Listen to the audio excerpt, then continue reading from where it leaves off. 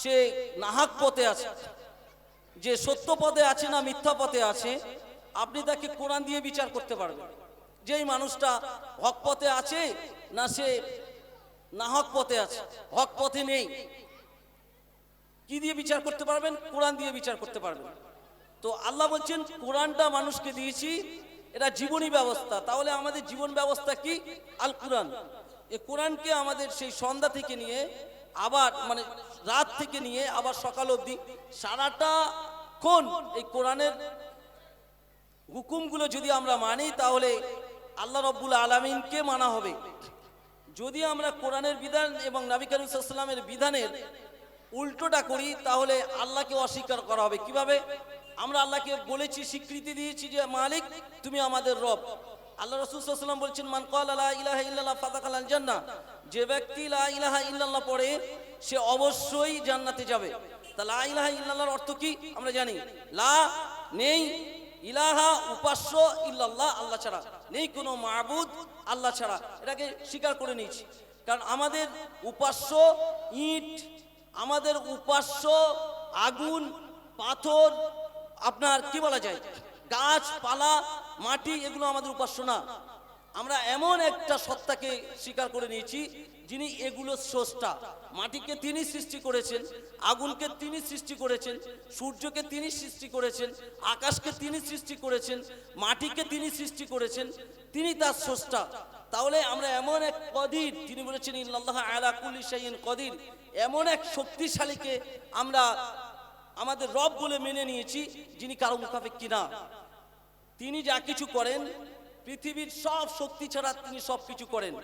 কিন্তু একটা মাটি যদি আপনি স্ট্যাচু করেন তার মধ্যে বাঁশ দরকার, তার আগুনে পুড়িয়ে তাকে আবার শক্ত করতে হবে, অনেক বিষয় আছে। গাছ তাকে যখন তখন আপনি কেটে পুড়িয়ে নিতে পারেন, এগুলো আমাদের প্রয়োজন আল্লাহ বলেছেন। পাথর তার কোনো শক্তি নেই, কিন্তু আমরা এমন একটা স্রষ্টাকে মেনে নিয়েছি যিনি সর্বশক্তিমান।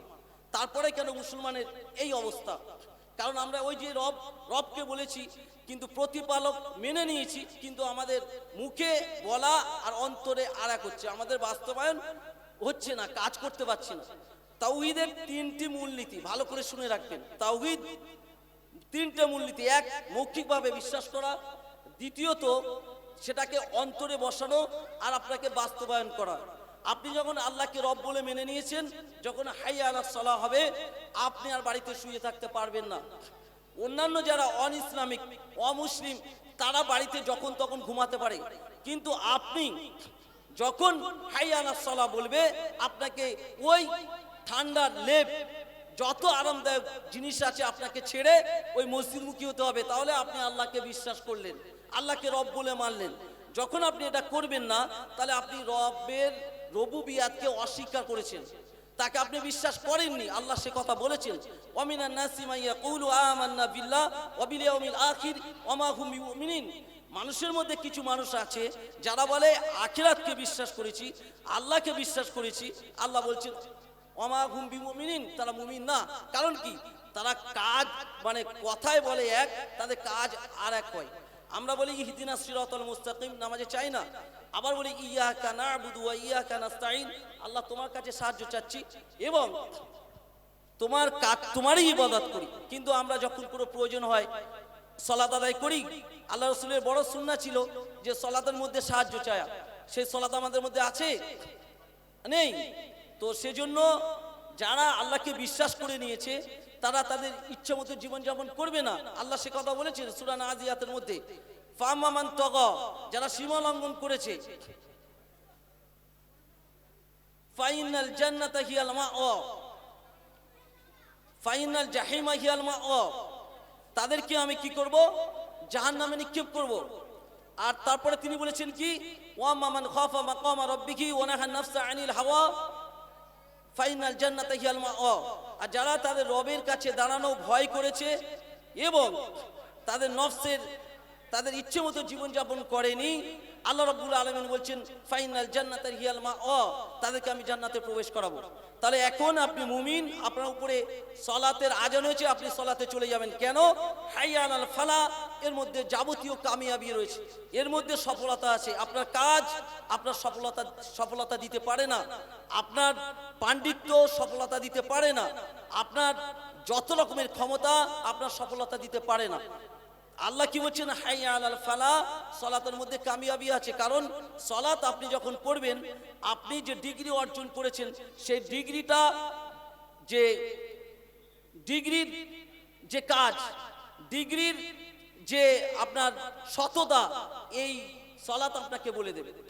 আপনি অনেক বড় একটা ডাক্তার, আপনি চাকরি করেন, আপনার অনেক বড় ডিগ্রি অর্জন করেছেন, কিন্তু আপনার মধ্যে সালাত নেই, আপনি আল্লাহকে ভয় করেন না, আপনি ওই ঘুষ নিতে পারবেন।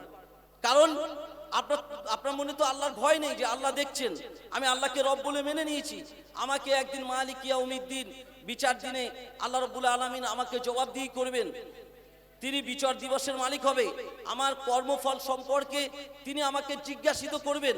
যখন এই আপনার মধ্যে এই কথাটা আপনার মনে হবে, এই অনুপ্রেরণা আপনার মধ্যে থাকবে, তখনই আপনি সব রকম খারাপ থেকে বেঁচে থাকতে পারবেন।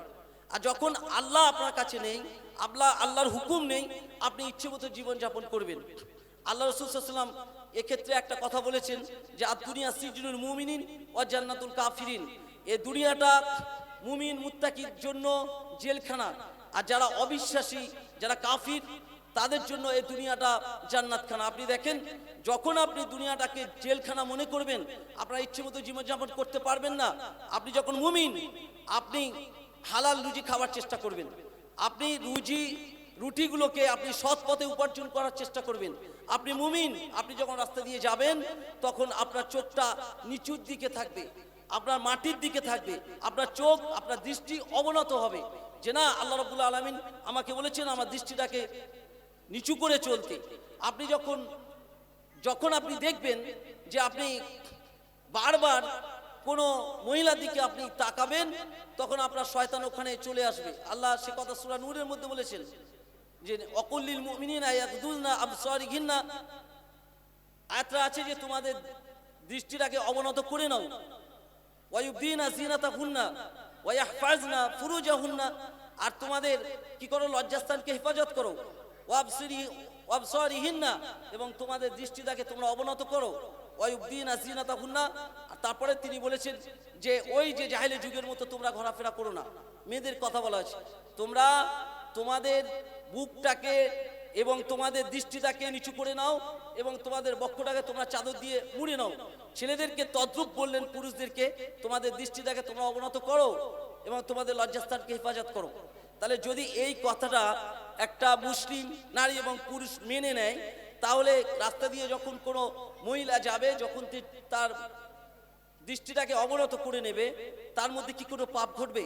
কারণ দ্বিতীয়বার যখন আপনি তাকাবেন, শয়তানি তাকানো হবে। এটা শয়তান আপনার মধ্যে সে অনেক রকমের তার কুমন্ত্রণা জাগাবে, প্রলুব্ধ করবে আপনাকে। আল্লাহ এই জন্য বলেছেন তার সূরা শামসের মধ্যে, ওয়ানাফসি ওয়া মা সাওয়াহা ফাআলহামাহা ফুজুরাহা ওয়া তাকওয়াহা ক্বাদ আফলাহা মান যাক্কাহা ওয়া ক্বাদ খাবা মান দাসাহা। যারা তাদের নফসকে পরিশুদ্ধ করেছে এবং যারা তাদের নফসকে কলুষিত করেছে, এবং যারা তাদের নফসকে আপনার কলুষিত মুক্ত করতে পেরেছে, এরাই সফল। যারা কলুষিত মুক্ত করতে পারেনি, এরাই ব্যর্থ। আপনি দেখেন আজকের পৃথিবী জুড়ে সব জায়গায় ইচ্ছামতো জীবনযাপন। আল্লাহ রাসূল এখানে বললেন মুমিনদের জন্য কি? আপনার দুনিয়াটা জেলখানা। আচ্ছা, জেলখানায় কোনো কয়েদি সে তার ইচ্ছামতো জীবনযাপন করতে পারে? তাকে খাওয়ার একটা সময় দেওয়া হয়েছে, তাকে ঘুমানোর একটা সময় দেওয়া হয়েছে, তাকে কাজ করার একটা সময় দেওয়া হয়েছে। তো মুমিন ঠিক তদ্রূপ, পৃথিবীতে তার ইচ্ছেমতো জীবনযাপন করতে পারবে না। আপনি পৃথিবীতে যত জোট দেখেন ইচ্ছেমতো জীবনযাপন করছে, তারা ব্যর্থ হয়েছে। এখন ধরেন ডিয়ার লটারি চলছে, আপনি এখন ডিয়ার লটারি কাটলেন, এটা কেন হচ্ছে? আপনার শয়তান আপনার মাঝে ছাড়া আছে, শয়তান আপনাকে প্রলুব্ধ করছে, আর সবাই গিয়ে আপনার কষ্টার্জিত সম্পদটা সেই ডিয়ার লটারি লাইন দিয়ে কাটছে। আর সেখানে কি হচ্ছে, সে প্রতিদিন তার কষ্টার্জিত সম্পদ কেটে নিয়ে চলে আসছে, অথচ পড়ে না। তারপরে আবার শয়তান, একজন মানুষের যখন পড়ে, সে শয়তান তাকে প্রলুব্ধ করে, দেখো অন্যজনের পড়েছে। কারণ একথা আল্লাহ কোরআনে বলেছেন, ইয়াইদুহুম ওয়া ইউমান্নিকুহুম ওয়া ইয়াইদুহুমুশ শাইতানু ইল্লা গুরুরা। শয়তান মানুষকে প্রলুব্ধ করে, শয়তান মানুষকে মিথ্যার প্রতিশ্রুতি দেয়, তার প্রতিশ্রুতি মিথ্যা। আল্লাহ বলেছেন, কারণ শয়তানের প্রতিশ্রুতি কি? মিথ্যা। একজন মানুষ